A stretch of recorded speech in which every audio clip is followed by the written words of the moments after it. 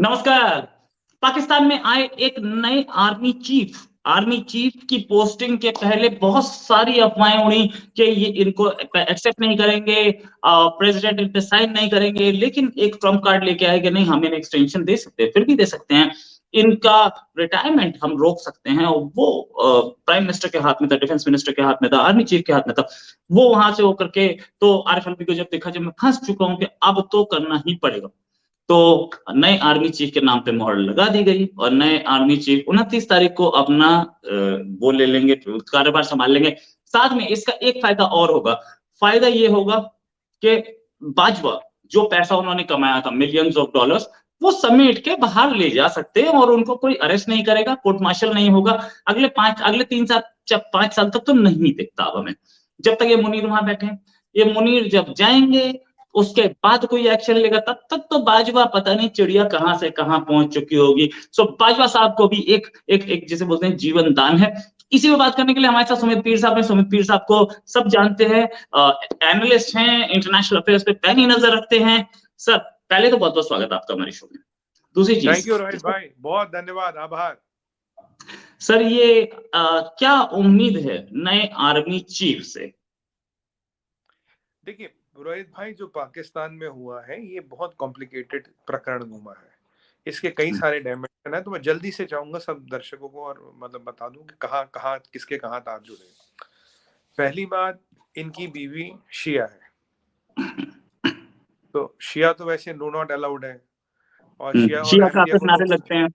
हाँ, वो तो उसको तो मुसलमान भी नहीं मानते ना, कहते तो मुसलमान ही नहीं है। अब शिया का आर्मी चीफ बनना, जिसकी बीबी शिया हो, तो वैसे ही थोड़ी मतलब क्वेश्चन मार्क है, पहली बात। दूसरी बात, देखिए हुआ क्या था। हुआ यहाँ कहानी ऐसे चलती है, जनरल बाजवा हटने को तैयार नहीं। अब पीछे आपने और हमने बात की थी, कुछ टेप लीक किए गए, टेप लीक किए गए, उसमें बताया गया भैया अभी तो हमने 10% खुलासा किया, मिलियंस में ऑलरेडी पहुंच गए, बिलियंस में। टिप ऑफ आइसबर्ग का 10% दिख रहा था, 90% नहीं दिख रहा था, क्योंकि देखिए जो बेनामियां वो कहाँ थी, जो सोना है, जो कैश है, जो जम्स है, जो ज्वेलरी, जो फॉरेन प्रॉपर्टीज है, फॉरेन बैंक में अकाउंट्स है, और जो अपने नाम से नहीं है वो कहाँ है। तो वो था बाजवा के लिए ट्रेलर। बाजवा को ट्रेलर दिखाया गया, भैया ये तेरा हकीकत है, जितना तू बोलेगा और खुलासा करते रहेंगे। तब ये बात हुई थी, बाजवा के पास दो ऑप्शन है, या तो 48 घंटे में वो बोरी बिस्तरा बांध ले, नहीं तो कू कर ले। अब रोहित भाई, जिसकी नेटवर्थ पाकिस्तान की नेटवर्थ से ज्यादा हो, जिसके पास पाकिस्तान से ज्यादा फॉरेन रिजर्व पैसा रहा हो, वो कू नहीं करता।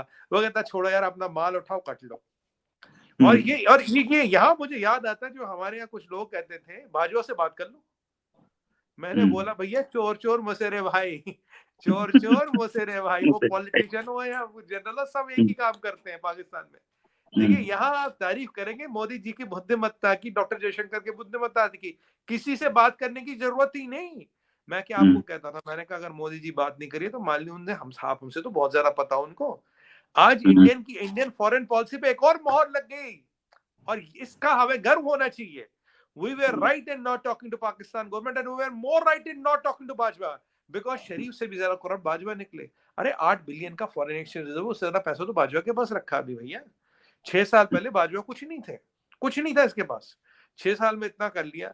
अब यहाँ गोटी कहाँ घूमती ये। अब देखिए ऐसी मलाई वाली नौकरी कौन छोड़े, कोई ना छोड़े। इसीलिए आईएमएफ को भी फोन कर देते थे हम, और आप बात करते थे यार क्या एक इलेक्शन वाला काम लगा दिया, अस्सलाम वालेकुम डॉलर, इसलिए फोन करते थे। यार हिस्सा भी तो आता था रोहित भाई, ये तो आधे मेरे, कोई बात नहीं, आधे मेरे। ये जो कहानी चलती रही, हुआ क्या, पीछे 2-3 डेवलपमेंट हुई। तो बाजवा तस से मस नहीं था, मुनीर का नाम नहीं था, एक तो शिया वाला एंगल था, दूसरा इसको इमरान खान ने हटा दिया था आईएसआई चीफ से। अब हुआ क्या, आपको याद होगा, पीछे शहबाज शरीफ गए था चाइना में 2-4 रुक के चाइनीज ने बोला don't worry, will not let you down, ये डॉन ने खबर छापी थी। और जब वो वापस आए, कह रहा चाइना 10 बिलियन दे रहा, सऊदी अरबिया 4 बिलियन दे रहा, और तब भी हमें आईएमएफ से 34 बिलियन चाहिए। मैंने कहा अगर तुम्हें सऊदी 10 दे रहे या 4 दे रहे, तो तुम्हें तो फिर 20 ही चाहिए ना, 34 क्यों चाहिए? तुमने बोला था 14 इसलिए चाहिए, 20 बाढ़ के लिए चाहिए। अगर 14 यहाँ से 20 ही मांगो, 34 क्यों मांग रहे हो? तो तब मैंने नेशनल टीवी पे भी कहा था, इस राउंड टिपिंग ऑफ मनी, कोई कुछ पैसे नहीं दे रहा है। अब वहां चाइना ने क्या शर्तें रखी थी, मैंने लास्ट टाइम आपकी और कई और चैनलों पे पूछा। मैंने नेशनल टीवी पे पूछा चाइना ने तुमसे रखवाया क्या क्या है। दिक्कत ये, अब तो रखने को भी कुछ नहीं बचा। सारा प्रॉपर्टी, सारे एयरपोर्ट, रेलवे, बस अड्डे, हवाई अड्डे सारे तो गिर भी पड़े, यहाँ तक फातिमा जिना पार गिर भी पड़ी है। तो अगर ये कहानी है तो बचा क्या है तुम्हारे पास गिरवी रखने को मेरे भाई? रोहित भाई कहानी है, बचा कुछ भी नहीं है। पर अब देखिए यहाँ जियो पॉलिटिक्स का एंगल क्या बनता है। सबको चाहिए पैसा, सबको चाहिए पैसा। शहबाज शरीफ को पैसा चाहिए। अब बाजवा बन रहा था रुकावट, तो बाजवा के लिए उन्होंने बहुत बेहतरीन टेप निकाला, खुलासा किया, बाजवा हो गया साइड पे। अब आप देखिए शिया बीबी और सऊदी अरब से 4 बिलियन लेने, 2 बिलियन का पेट्रोल देंगे, 2 बिलियन की क्रेडिट लाइन देंगे। पर ज्यादा पैसा कहां से आ रहा? चाइना से आ रहा। 4 बिलियन का रिस्ट्रक्चरिंग, 6 बिलियन नहीं देगा। किस शर्त पे रिस्ट्रक्चरिंग किया? नया लोन क्यों आएगा, कैसे आएगा, कोई खुलासा नहीं। पूरे पाकिस्तान के मीडिया चैनलों पे जाके भी मैंने पूछा, मैंने कहा मुझे बता दो यार, हमारी भी थोड़ी नॉलेज बढ़ जाएगी। कह रहा हमें खुद नहीं पता, आपको क्या बताएंगे? तो किसी को नहीं पता। हुआ क्या है देखिए रोहित भाई, 3 चीजें यहाँ हुई है। China wants somebody at the helm of affairs who can heat up the LOC, not fight. Pakistan cannot afford war, China लड़ नहीं सकता। हीट ऑफ द एलओसी, ताकि इंडिया के लिए एलओसी और एलएसी दोनों हीट अप हो जाए। आज मैंने इस पे ट्वीट भी किया था, नेशनल डे पे डिक्लेयर भी कर चुका हूं। Now with this man LOC and LAC will both heat up India को तंग करने के लिए। गलवान के टाइम में 5754 सीज फायर वायलेशंस हुई थी, जितनी 10 साल में नहीं की पाकिस्तान ने। ऐसा इनको क्या चरस चढ़ गई थी? पॉइंट नंबर 2, इसके आने का मतलब आपका ये है कि जो नारकोटिक्स ट्रेड है, जो पंजाब में ड्रग्स आते हैं, जो गुजरात के थ्रू ड्रग्स आते हैं, क्योंकि अंडमान वाला रूट हो गया बंद, और जो ड्रोन वोन आते हैं ये आएगा। तीसरी बात है, आईएसआई की एक्टिविटियां हर जगह बढ़ेंगी, क्योंकि this man is from ISI. ISI has a speciality of low cost high impact targeted attacks, right? क्योंकि और आप देखिए बंदा वही है, he is the architect of Pulwama. आज मुझे कोई नेशनल डी पे कह रहा था कि will he go by the book. मैंने कहा कौन सी बुक? एक रूल बुक है, दूसरी किताब में जिसमें लिखा गजवा हिंद, गाजी, गजनवी, शहीद, काफिर। तो दूसरी किताब का ज्यादा चांस है। तो यहाँ पे रोहित भाई, ये आदमी के आने से ये 3 चीजें होगी। आईएसआई की एक्टिविटी बढ़ेगी, LOC will have problems, narcotics trade will increase, and with it people like Dawood and all will get a lease of life because he is being chosen by China to do it. एक बार क्या होता था, कुछ time पहले America की चलती थी army chief के सेम में। अब की बार आर्मी चीफ के सिलेक्शन से सीधे पहले शहबाज शरीफ लगभग एक हफ्ता चाइना रह गया। क्या हुआ वहां? ये डील हुई है, वहां की डील हुई, टेप रिकॉर्ड किया, टेप निकाला गया, बात वैसे डील हुई, भैया तुम्हें पैसे वैसे लेके निकलने देंगे, तुम निकल लो। अब ये आया, अब ये आदमी बाय डिफॉल्ट बिलियनर बनेगा। आज इसके घर में इसके साड़ू साले सब नाच रहे होंगे, सब विस्की चल रही। क्यों? बिलियनर बनने का टिकट तो आ गया ना, बिलियनर बनने का टिकट आ गया। अब मुझे कल कोई पूछा था, कहता सऊदी अरबिया ने 3 पाकिस्तानियों की वेडिंग कर ली। मैंने कहा इनके लिए तो डिस्पोजेबल जहादी होते, क्या फर्क पड़ता है भाई? कसाब के बाप को उतने पैसे देते जितने में एक उम्दा क्वालिटी का बकरा आता है। बकरे की कीमत में जहादी मिले तो किसको क्या तकलीफ हो रही है? देखिए मैं तो खुल के बोलता हूँ, आप जानते हैं मैं इन बिटवीन द लाइंस नहीं बोलता। तो ये यहाँ कवायद हुई है। This man is being chosen by China because what do we need? They need low cost high impact disturbance on LAC. ISI का बंदा लाने का मतलब है एडमिनिस्टर शिया वाइफ इज दिस ओनली, यानी कि इसमें सीधा सीधा चाइना का आपको हाथ देखना चाहिए। We should be prepare for LOC heating up. और ये भाजपा के साथ बात करना तो मतलब वही वाली बात है ना, जिंदगी भर है गालिब ये गलती करता रहा, जिंदगी भर शीशा साफ करता रहा वो, जबकि धूल मेरे चेहरे पे थी और आईना साफ करता रहा। मुझे शेर पूरा नहीं आता, मतलब लोग समझ जाएंगे क्या कह रहा हूँ। बाजवा से बात करना वही था। अब यहाँ पे ये एक चीज हुई है। दूसरी, पैसे लाने में ये भी मदद करेगा, क्यों? इसका रेवेन्यू शेयर है।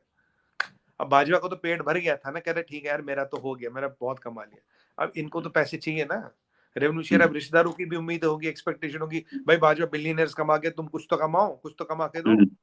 भाई जीजा है, साल है, सास हुए, ससुर है, सास है, ऐसी थोड़ी चलेगा। पाकिस्तान है। अब दुनिया का मतलब दुनिया को कुछ और पैसे देने पड़ेंगे ताकि इनका घर चलता रहे। भाई कुछ तो ये भी निकालेंगे, 30-40% पैसे तो ये भी निकालेंगे। ये है पाकिस्तान की कहानी। और अब यहाँ एक और एंगल देखिए, ये along with Nadeem Anjum is a dangerous combination. Nadeem Anjum के आते क्या हुआ था, कश्मीर में टारगेटेड किलिंग शुरू हुई थी पंडितों की और हिंदुओं की। याद है 200 रुपए महीना दिन का कमाने वाला पासवान गोलगप्पे वाला भी मारा गया था हमारा भाई। हिंदू मारे गए थे, सरदार मारे गए थे। किसको नहीं मारा गया? कश्मीरी मुसलमान को छोड़ के। क्यों? आइडिया क्या था? It was all orchestrated by Nadeem Anjum. इस पे मैंने ऑर्गेनाइजर में आर्टिकल भी लिखा था, why Nadeem Anjum in print is because they have to make a mark. Now Nadeem Anjum there and this man here, this will be a dangerous tango to handle. पर माता रानी की ऐसी कृपा है, महादेव का ऐसा आशीर्वाद है, भारतीय सेना पे हमें पूरा भरोसा है, हम उनको सबको हैंडल कर लेंगे। बाजवा आए गए हमें कोई फर्क नहीं पड़ता, बाजवा जैसों से तो बात करना भी हमारी इज्जत के खिलाफ है। और दूसरी बात आपको बताऊं, आज हमारे यहाँ एक थी वो कोई ऋचा चड्ढा जी, कोई एक्ट्रेस वेक्ट्रेस है, इन्होंने आज भारतीय सेना का मजाक उड़ाया, खून घोलता हमारा, खून घोलता हमारा। और जब बैक फायर कर गया, आप कह रही मेरा मामा वहां का, मेरा मेरा चाचा ये क्या है नाना फौजी है। मैं पूछता हूँ तुमने ये स्टेटमेंट बोल कैसे दिया, बताओ कंटेक्स्ट बताओ, स्टेटमेंट को प्रूव करो योर कंटेक्स्ट इज राइट। मैंने इनको ट्विटर हैंडल देखा रोहित भाई, पता है सबसे ज्यादा रिट्वीट कौन हो रहा है ट्विटर हैंडल पे? फैक्ट फाइंडर मोहम्मद जुबैर, सबसे ज्यादा रिट्वीट वो हो रहा है। राहुल गांधी की भारत जोड़ो यात्रा, और इनकी शादी किससे हुई तो पता ही है हमें, चलिए शादी का फर्क नहीं पड़ता। और आज मैं देख रहा हूँ पाकिस्तानी इनको सपोर्ट कर रहे हैं, पाकिस्तानियों सपोर्ट, अरे अकेले फेयरलेस रीता चड्ढा के पीछे सब क्यों पड़ रहे हैं? पाकिस्तान से सपोर्ट आना भी शुरू हो गया। अभी मैंने जवाब दिया उसको, मैंने भी ट्विटर पे जवाब दिया, मैंने कहा क्या हो रहा है हमारे देश में, हमारे भाइयों का अपमान, शहीदों पे मजाक, शहीदी पे राजनीति नहीं होने देंगे। हमारे 20 भाई मरे थे रोहित भाई, 111 चीनियों को मार के मरे थे, एक एक ने 10-10 मारा, निहत्ते हाथ थे, सब जीरो टेम्परेचर था। इनको आइडिया भी किस चीज की बात करिए, कौन बोलता हमारा? आप हमें गाली दो कोई तकलीफ नहीं, रोहित शर्मा को गाली दो कोई तकलीफ नहीं, फौजी को गाली दी, भारत माता को गाली दी, ये बर्दाश्त नहीं होगा। मैंने तो कसम खा ली आज के बाद ऋचा चड्ढा की पिक्चर नहीं देखूंगा, ऐसे पिक्चरें बहुत कम देखता हूं। मैं नहीं कहता बाइकआउट करो ये करो, पर मेरा ये मानना है कोई भी देशभक्त, कोई भी स्वाभिमानी भारतीय का खून गोल रहा होगा आज। क्योंकि देखिए रोहित भाई, हमारी आन बान शान, हमारी पहचान भारत, भारत के फौजी तिरंगा पे मजाक नहीं सहेंगे, भारत माँ की शान में गुस्ताखी नहीं सहेंगे। मेरा ये मानना है जो हाथ उठता है यहाँ की तरफ हम हाथ काट देंगे, जो पांव रखता पांव काट देंगे, और किसी ने यहाँ रखने का कदम साहस किया तो उसको इसी जमीन में गाड़ देंगे। जहां तक भारत की बात आई, India is not compromisable, India first, मजाक की संभावना नहीं है। जहां हमारे 20 भाइयों की लाशें गिरी हैं, जहां बलिदान किया, वहां संभव मजाक कर रहे हो। राइट, बिल्कुल सही। ये एक बात है जो कि ऋचा चड्ढा को समझ में आनी चाहिए थी। खैर उन्होंने लिखा गलवान से इस हाई। अब गलवान में हमारे सैनिक मारे गए थे, चाइना के उससे 10 गुना ज्यादा मारे गए, नो डाउट, लेकिन ये चीज जहां हमारे सैनिक मारे गए थे वहां पर आपको फक्र होना चाहिए था कि हमारे सैनिकों ने वो किया है, हमारे सैनिकों ने बलिदान दिया, सर्वोच्च बलिदान दिया है। वहां पर आप एक ऐसे कमेंट पे जहां पे हमारे एक आर्मी के ऑफिसर ने बोला कि हम पीओके वापस ले लेंगे, वहां पर आप बोल रहे हो कि आपके सैनिक मारे गए थे गलवान में चाइना के साथ लड़ाई में। भले ही एक सैनिक ने कई ज्यादा मारे, चाइना को मानना पड़ा। यही बात कि पाकिस्तान की जो जबान बोली है, मैं भी इसको कंडेम करता हूँ। ऋचा चड्ढा को शर्म आनी चाहिए, no doubt about it. Sir Pakistani support में आ रहे हैं उनके, आप देखिएगा मेरे ट्विटर पे पाकिस्तानी सपोर्ट में आ रहे हैं उनके। यहाँ आपत्ति यहाँ है भारत की, जहां पे जिस चीज पे भारत को गौरव है, पूरे देश को गौरव है। और एक बात बताइए, पीओके तो हम लेके रखेंगे, किसी की बाप की औकात नहीं में रोके, पीओके हम लेके रहेंगे, it's a time and place of our choosing. हमारे लेफ्टिनेंट जनरल साहब ने बोला जब आदेश होगा तब पीओके ला के दे देंगे, और यही चीज से घबराए लोग। और अब उन्होंने क्या किया, हमारे सेना पे ही सवालिया निशान लगा दिया। How dare you question our Indian army. और मुझे तो ये समझ में नहीं आया कि ऋचा चड्ढा ने ऐसी लैंग्वेज। और अब पाकिस्तानियों का सपोर्ट। और एक बात बताओ इनको, इनकी भाषा में एक चीज बताऊं, याद रखिएगा और सुनने वाले, कितने गाजी आए गए, कितने गाजी आए गए, कितने अब्दाली निकल गए, लाखों की लश्कर लेके आए थे, तब कुछ बिगाड़ नहीं पाए हमारा। आज के दिन में क्या उखाड़ लोगे, कुछ तो बात है जहां में मिटती नहीं हस्ती हो हमारी, माना कि सदियों से है दुश्मन दौरे जवां हमारा। जय हिंद। राइट, जय हिंद। ये कितने गाजी आए, कितने गाजी गए, ये भी एक आर्मी ऑफिसर का स्टेटमेंट था।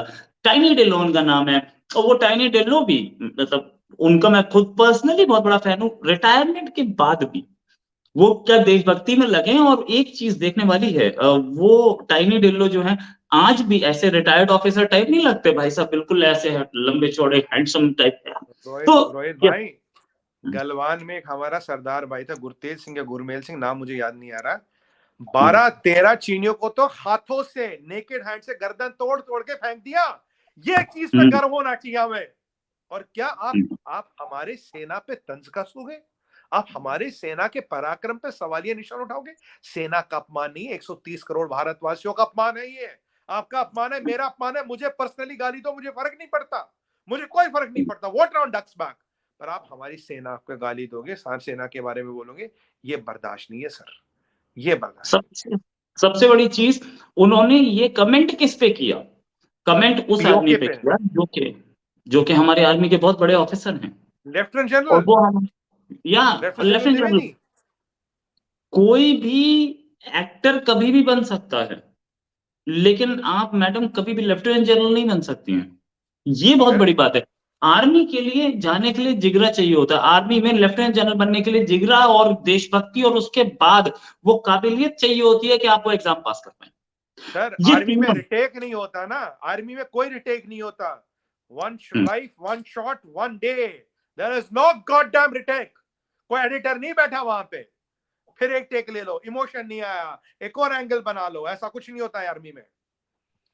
रोहित भाई, मैं अब जज्बातों पे कंट्रोल नहीं कर पा रहा हूं, क्योंकि मेरा खून बोल रहा है, क्योंकि ये हमारे भारतीय कर रहे हैं। ये हम लोग, ये काम हमारी पाकिस्तानी करे, चीनी करे, में समझ आता है। ये लोग भारत में रहने वाले भारतीय कर रहे हैं। राइट। खैर, ऋचा जी ने अपना अनकंडीशनल अपॉलॉजी दे दी, और उनको माफ करेगा भगवान। और आगे मैं क्या बोलूं, एक और चीज पे बात करना चाहता हूँ, थोड़ा इससे मुख्तलिफ टॉपिक। वो कतर गए थे जाकिर नायक, वो भी एक ऐसे ही इंडियन है जैसे ये ऋचा चड्ढा जी, लेकिन मैं आई एम नॉट कंपेयरिंग देम, मैं कंपेयर नहीं कर रहा। वो भी इंडिया के खिलाफ स्टेटमेंट दे रहे थे, ऋचा ने भी इंडियन आर्मी के खिलाफ स्टेटमेंट दिया। हालांकि जाकिर नायक एक क्राइम कर रहे थे और ऋचा चड्ढा ने एक स्टेटमेंट दी थी। जाकिर नायक यहाँ पे लोगों, यहाँ पे टेररिस्ट एक्टिविटीज के लिए प्रेरित कर रहे थे, ऋचा चड्ढा ने ऐसा कुछ नहीं किया है। लेकिन ऋचा चड्ढा ने भी गलत काम किया, तो जाकिर तो खैर अल्टीमेट थे। जाकिर नायक गए थे कतर, और हमारी गवर्नमेंट ने पहली बार मुझे देखा, इससे पहले कुछ ऐसा किसी पिछली प्रीवियस रिजीम में नहीं देखा कि कोई आदमी किसी कंट्री गया हो और हमारी गवर्नमेंट ने बहुत सीरियस उस पे एक्शन लिया हो, उस गवर्नमेंट को कंप्लेंट की हो कि ये आदमी आपके कंट्री कैसे पहुंचा। हमारी गवर्नमेंट ने लिया। कतर से जवाब आया कि ये हमारे पास ऑफिशियली नहीं आया था, हमने इसको बुलाया भी नहीं था, अपनी कैपेसिटी में आया था। देन ये दिख रहा है कि कतर भी इंडिया से कोजी अप करता दिख रहा है, कतर भी इंडिया से बेटर रिलेशंस बनाता दिख रहा है। क्या आप बोलेंगे, ये एक विक्ट्री है जयशंकर साहब की? देखिए, विक्ट्री तो डेफिनेटली है, क्योंकि कतर को एक ऑफिशियल स्टेटमेंट देना पड़ा, हमने इसको नहीं बुलाया, ये खुद आया है, अपने खर्चे पानी पे आया। दूसरी बात, जब से ये कतर आया, इसका कोई वीडियो, कोई शॉट नहीं दिखाई, कहीं ये दिखा नहीं, ये ओपनिंग सेरेमनी में था नहीं। इंडिया वहां आया ओपनिंग सेरेमनी के लिए, करेक्ट, इंडिया के वाइस प्रेसिडेंट साहब गए थे ओपनिंग सेरेमनी के लिए। रोहित भाई, कतर में बहुत कहानी बताऊंगा आपको ओपनिंग सेरेमनी के लिए, और लेजिटिमेसी भी। आप देखिए, वेस्टर्न वर्ल्ड से कोई बड़ी शख्सियत आई नहीं वहां पे, नोबडी बिग कटर। इंडिया पे उनकी जरूरत है। 2017 में हमने कतर को बेल आउट भी किया था, याद होगा वो, जब इन पे सबने प्रतिबंध लगाया था। टेरर फंडिंग ये लोग करते हैं, मैं खुल के बोलता हूँ। और अब इन्हें क्लोजिंग सेरेमनी में भी जरूरत होगा हमारा कोई वहां पे जाए, क्योंकि हम एक बड़ा बिग 4 कंट्री जो उनको लेजिटिमेसी दे रहा है, और इनको कोई लेजिटिमेसी दे नहीं रहा। जो उन्होंने वहां कर्मकांड किए, शराब पीने पे ये सिन टैक्स, ये टैक्स, वो टैक्स, मतलब मिड रिब नहीं दिखना चाहिए, ये नहीं दिखना चाहिए, ये नहीं, फिर तो इसका मतलब वो शरिया ही बना दो, शरिया फुटबॉल क्लब होना चाहिए वर्ल्ड का, या तो एक शरिया वाला फुटबॉल कर लो, फीफा तो हो नहीं सकता। चलिए, उसमें हम बात कर चुके हैं। यहाँ अभी इन्हें हमारी जरूरत क्लोजिंग में भी है।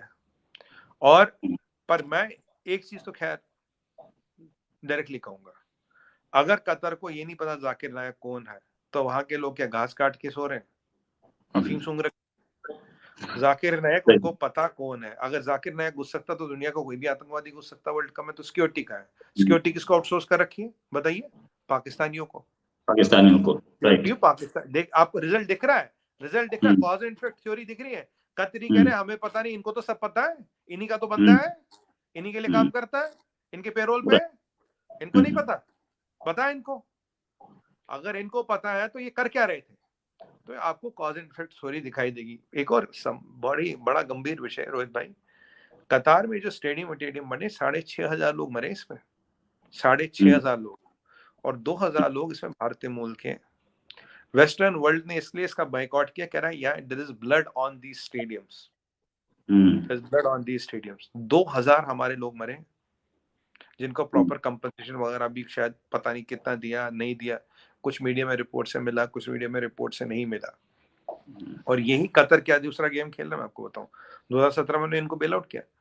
अब ये जीसीसी का आपने कल परसों देखा होगा, जीसीसी कंट्रीज हमारे साथ एक वो करना चाहती है, फ्री ट्रेड एग्रीमेंट। अब जीसीसी कंट्रीज में 2 बड़ी कंट्री है, एक तो यूएई है जिसका ऑलरेडी है, सऊदी अरबिया जीसीसी के रूट के थ्रू आना चाहता क्योंकि अब इनको उन्होंने एक्टिवेट किया, और उसमें एक कंट्री कतर भी है, एक कंट्री कतर भी है, क्योंकि कतर के पास 70% गैस है टोटल दुनिया का। मैंने लास्ट टाइम बताया था 26 या 21, 216 बिलियन का जीडीपी है, 30 लाख की आबादी, कोई बहुत बड़ा कोई बहुत पावरफुल देश है नहीं है, बट आबादी कम है इसलिए थोड़ा पर कैपिटा इनकम ज्यादा है।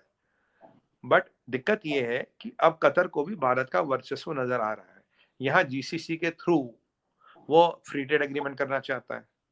यहाँ पे वो कहता कि जाकिर नायक को हमने बुलाया नहीं, पर वो आया क्यों? और यहाँ जाकिर नायक को कोई सेंटर स्टेज कहीं फोटोग्राफ कहीं कुछ दिया नहीं गया। बट मुझे उससे भी बड़ा इशू जो मेरे दिल के करीब है, जो मेरे को बहुत तकलीफ दे रहा है जब से मुझे पता लगा, हमारे 2,000 भाई, 2,000 is a big number, 6,500 is a big number. Sir I am not going to watch FIFA, मैं फीफा नहीं देख रहा, मैं फीफा नहीं देख रहा। पूरे वेस्ट में बात चल रही बाइकआउट फीफा, यार ऐसे कहीं नहीं होता। मतलब आप आदमी, और इन्होंने एक उनका कुछ सिस्टम होता है, मैं नाम भूल रहा हूँ, उसके थ्रू लोगों को लाते हैं, मतलब बंधुआ मजदूर टाइप फंसा के वो वहां से जाने, उनका पासपोर्ट रख लेते हैं, उनका ये कर लेते हैं। ये एक अदर साइड ऑफ स्टोरी है जिसको देख के मेरा दिल बड़ा विचलित हो रहा है, क्योंकि देखिए हर जगह एक्सीडेंट होते हैं, पर 2,000 का नंबर बहुत ज्यादा होता है, बहुत ज्यादा होता है। और उसके ऊपर आप जाकिर नायक को बुला रहे हैं और आप कह रहे हो हमें पता नहीं। फिर तो कल को हाफिज सईद भी आ जाएगा, बोलोगे हमें ये भी नहीं पता, मसूद अजहर भी आ जाएगा, बोलो ये भी नहीं पता, लकवी भी आ जाएगा, बोलोगे हमें ये नहीं पता। फिर तो चेचेनिया का भी कहीं रेबल फोर्स का हेड आ जाएगा, वो भी नहीं पता तुम्हें, आईसिस का चीफ आ जाएगा, वो भी नहीं पता तुम्हें। राइट। अच्छा, फाइनली एक क्वेश्चन ये कि ये जो दोनों के दोनों शिया भाई बैठाए हैं, एक शिया और एक जिसकी वाइफ शिया है, सऊदी अरेबिया इनसे थोड़ा प्रॉब्लम में है, तो क्या आपको लग रहा है कि सऊदी अरेबिया और इन दोनों के बीच में अब रिलेशंस थोड़े से खराब होंगे, और सऊदी अरेबिया के इंडिया से रिलेशंस बेटर होते दिख रहे हैं हमें? एमबीएस इंडिया आ रहे थे और एमबीएस उसी ट्रिप में पाकिस्तान भी जा रहे थे, पाकिस्तान का ट्रिप वो कैंसिल किया गया, इंडिया का भी साथ ही कैंसिल हो गया दोबारा। अब इंडिया और सऊदी अरेबिया दोनों करीब आते दिखेंगे आपको, क्योंकि वहां एक शिया जनरल बैठे हैं। देखिए, एक वहां पे वो होना एक संभव सी बात है, असंभव नहीं, हम उसको नकार नहीं सकते कि ऐसा नहीं होगा, ये क्वाइट पॉसिबल है। दूसरी बात देखिए, आपकी बात चली किसकी? सऊदी अरेबिया की तो चली है नहीं, चली तो चाइना की है, चली चाइना की। और दुनिया में अफगानिस्तान जो दुनिया में टोटल ड्रग ट्रेड होता है 40% इस कंट्रोल में आईएसआई, ये तो जाहिर सी बात है। और अफगानिस्तान में से ड्रग बाहर नहीं निकल जा सकता without ISI help and assistance. ISI along with Dawood Ibrahim ये सारा धंधा करती है, सबको पता है, ऐसी कोई नई बात है नहीं। तो ड्रग ट्रेड में भी हमें इसके आने के बाद बढ़ोतरी मिलेगी, क्योंकि मेन बिजनेस तो है ना आईएसआई का, पैसा तो वहीं से आता है। राइट। अब ये जो जनरल है हमारे, ये जो जनरल है इनका, देखिए रोहित भाई सच्चाई ये है, बाजवा जाएगा ख्वा जाएगा, नियाजी जाएगा काजी आएगा, बात करनी सबने वही है, साफ वाली बात। 3-4 चीजों में से दुनिया इनकी घूमती है, गाजी, गजनवी, गजवा हिंद, कहीं से भी देखिए, कहीं से भी देखिए, ये 3 चीजें। पाकिस्तान का आर्मी चीफ, राइट, पाकिस्तान का आर्मी चीफ होगा इंडिया के खिलाफ तो बोलेगा ही, राइट। काफिर गजनी गजवा, काफिर समझी, सारे काफिर है, हिंदू हेटरेट, गजवा हिंद, गजनी, गाजी, बस यही है, 4-5 वर्ड। अब किसी की प्रायोरिटी कहीं और है, कहीं पर कुछ कोई वर्ड यहाँ पे, कहीं पॉइंट यहाँ पे, फर्क कुछ नहीं है रोहित भाई, it is nothing changes. Right sir, right sir. Thanks a lot sir, thanks a lot for joining us. उम्मीद है जल्दी आपके साथ एक टॉपिक पर और डिस्कशन करेंगे। चाइना में बहुत कुछ डेवलप हो रहा है। हमने चाइना, लास्ट टाइम हमने बोला था कि हम चाइना डिस्कस करेंगे, आज नहीं किया क्योंकि दूसरे टॉपिक सामने आ गए थे। एक डेवलपमेंट अपने पड़ोसी कंट्री में भी था, वहां पे एक नए आर्मी चीफ हैं जो कि अगले 5 साल तक सरकार को चलाएंगे, और सरकार वहां पे आए जाए, वो शाहबाज आए, शरीफ आए या बदमाश आए, लेकिन असली गुंडा कौन है वो पता लगता है। थैंक्स अ लॉट सर, उम्मीद है जल्दी आपके साथ एक डिस्कशन और करेंगे ऑन अनदर टॉपिक। सर एक चीज तो आज पता लग गई ना कि ये गुंडे भी वसूली भाई है सारे। राइट राइट, बिल्कुल। वसूली से ही कई मिलियन डॉलर, उसी वसूली से जो कई मिलियन डॉलर की थी, उसी से पापा जॉन्स बना, उसी से पापा जॉन्स के आउटलेट्स खरीदे गए, उसी से अब फार्म हाउसेस खरीदे गए। अब ये फार्म हाउसेस कितनी जल्दी गायब होते हैं, और बाजवा साहब कितनी जल्दी गायब होते हैं उस कंट्री से, देखते हैं। उम्मीद है आपको जल्दी बताएंगे। अभी के लिए नमस्कार, जय हिंद। जय हिंद।